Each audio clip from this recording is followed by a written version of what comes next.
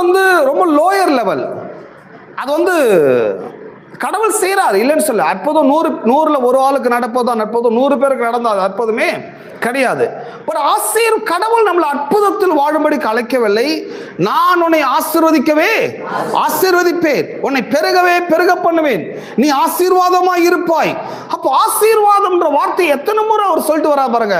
அவர்கள் பலுகி பெருகி பூமியை நிரப்பி கீழ்ப்படுத்தி அவையில் ஆண்டு கொள்ளுங்கள் என்று சொல்லி தேவன் அவர்களை ஆசீர்வதித்தார். ஆசீர்வாதம் என்பது ஒரு டிவைன் பவர், ஒரு சக்தி. அந்த தெய்வீக வல்லமை, தெய்வீக சக்தி, ஆசீர்வாதம் என்னும் சக்தி மனுஷன் மேல வைக்கிறாரு.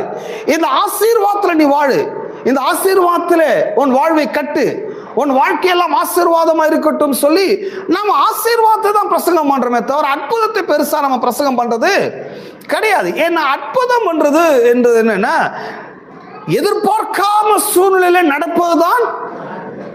எதிர்பார்த்துனே இருக்கிற நடக்கமான்னு அது அற்புதமே கிடையாது. அது அற்புதம்னா என்ன? நான் நடந்து போயிட்டே இருக்கிறேன், ஒரு டைமண்ட், ஒரு வைரக்கல் கிடைக்குது. வைரக்கல் கிடைக்கணும், நடந்து போறோம், வீட்டுக்கு போய் சேர்ந்தா போதுன்னு இருக்கிறோம். அடிக்கிற வெயிலுக்கு சீக்கிரமா வீடு வந்தா போதும் தான் நாம் நடக்கிறோம். ஆனா ஏதாச்சும் நடந்து போற வழியில ஒரு வைரக்கல் கிடைக்குது. அந்த வைரக்கல் பல கோடி ரூபாய்க்கு மதிப்புள்ளதா இருக்குதுன்னா இப்ப சொல்லுங்க, இதுதான் அற்புதம். எந்த எக்ஸ்பெக்டேஷன் பண்ணல, எந்த எதிர்பார்ப்பு இல்லை. நான் பாட்டு சேவனேன் வீட்டுக்கு நடந்து போய் இருக்கிறேன், ஆனா போற வழியில எனக்கு கிடைச்சது. சோ வைரக்கல் கிடைக்குமா அப்படின்னு சொல்லி எதிர்பார்த்து போய் கிடைக்குதுன்னா அது அற்புதமே கிடையாது. நான் நினைச்சேன், அது கிடைச்சது. பட் மிரக்கல் என்பது என்ன? நீங்க எதையும் எதிர்பார்க்கல, எதையுமே எண்ணி பார்க்கல, பட் சடனா ஒரு பெரிய அற்புதம் நடக்குதுன்னா அதுதான் அற்புதம்.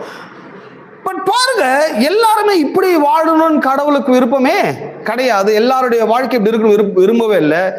ஏன்னா உங்கள் வீடுகளில் இருக்கின்ற பிள்ளைகள் ஒவ்வொரு நாள் 3 வேளையும் சாப்பிடுறாங்க, நல்லா உடுப்பு உடுத்துறாங்க, அவங்க நல்லா நிம்மதியா இருக்கிறாங்க. பசங்க அவங்க நிம்மதியா வாழ்றதுக்கு, நல்ல உடுப்பு உடுத்துவதற்கு அவங்களுக்கு கிடைக்கிற மிரக்கல்ஸ் நினைக்கிறீங்களா? இது அற்புதம் நினைக்கிறீங்களோ? அவங்களுக்கு கிடைச்சிருக்கிற பிளஸிங்ஸ், அதெல்லாம் அந்த பிள்ளைகளுக்கு கிடைத்திருக்கின்ற ஆசீர்வாதம். அந்த பிள்ளைகளுக்கு நல்ல அப்பா அம்மா, நல்ல சூழ்நிலை, நல்ல சொசைட்டி, ஒரு பிளஸிங்ஸ். பாருங்க, நம்முடைய பிள்ளைகள் அற்புதத்தில் வாழ வேண்டும் என்று நாம் விரும்பவில்லை. நம்முடைய பிள்ளைகள் பிளஸிங்ஸ்ல வாழ வேண்டும் என்றுதான். இந்த டிஃபரன்ஸே தெரியாம இருக்கிறாங்க மற்ற திருச்சபை மக்கள், மற்ற ரிலிஜியன் பிரீச்சர்ஸ். இந்த அற்புதத்தையும் ஆசீர்வாதக்கூடிய டிஃபரன்ஸே தெரியாம, பட் அவங்களாம் ஒரு போதகர், அவங்களுக்கும் ஒரு சில கிரௌடு வருது, அதை கேட்கறதுக்குன்னு ஒரு சில மக்கள் போயிட்டு வராங்க. ஸோ இந்த டிஃபைன் பண்ணுகிற அந்த வேறு பிரிச்சு பார்க்குற ஐடியாவே அவங்களுக்கு இல்லாமல் இருக்குது. அவங்க ப்ரமோட் பண்றது என்ன? அற்புதத்தில் நாம் வாழ வேண்டும். ஸோ அற்புதம், எல்லாம் அற்புதம். இந்த இடத்துல நான் நின்றுட்டு அற்புதத்தை பற்றி பேசின வார்த்தைகள் மிக மிக குறைவு. ஸோ ரொம்ப பேசியிருக்க மாட்டேன் எனக்கு தெரிஞ்சு. ஆனா ஆசீர்வாதத்தை பற்றி பல கோடி மடங்கு பேசியிருக்கிறேன். நான் அற்புதத்தை நம்புகிறவன் அல்ல, நான் ஆசீர்வாதத்தை நம்புகிறவன். நீங்களாம் எதை நம்புறீங்க? எல்லாம் ஆசீர்வாதம். இதுதான் அற்புதத்துக்கும் ஆசீர்வாதத்துக்கும் உள்ள வித்தியாசம். இந்த வித்தியாசங்கள் தெரியாமல் இன்றைக்கு போதனைகள், சபைகள் இன்றைக்கு நடந்து கொண்டிருக்கிறது. கொஞ்சம் யோசனை பண்ணி பாருங்க. இப்படி ஒரு டீச்சிங்ஸ் புரிஞ்சிக்க முடியாம இடங்கள்ல போகும்போது அவர்களால் நிச்சயமாய் ஆவிக்குரிய வாழ்வில் என்ன செய்யவே முடியாது, வளரவே முடியாது. அது எழுதி கொடுக்க முடியனால ஆவிக்குரிய ஜீவியத்துல வளரணும்னு சொன்னா, ஆவிக்குரிய ஜீவியத்துல வளரணும் அப்படின்ற ஆசை இருந்தா மட்டும் போதாது.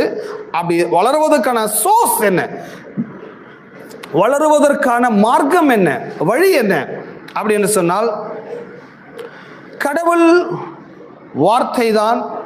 கடவுள் வார்த்தை நீங்கள் கேட்க வேண்டும். கடவுள் வார்த்தை